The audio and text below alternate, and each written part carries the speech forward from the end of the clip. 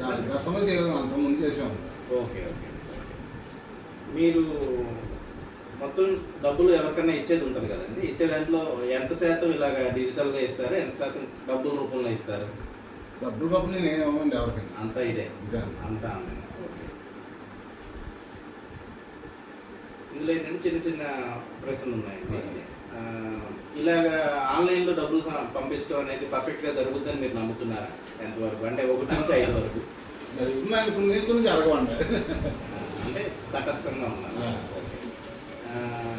మాకు ఏదైనా కావాలనుకుంటే మేము డైరెక్ట్ ఇక్కడికి వస్తాం. అది మమ్మల్ని ఇక్కడ చేసుకుంటున్నారు కదా ఈ ట్రాన్సాక్షన్, ఇది పర్ఫెక్ట్గా జరుగుతుంది అనుకుంటున్నారా? ఇది పర్ఫెక్ట్గా నమ్మకం ఉందా? నమ్మకం ఉంది. ఓకే.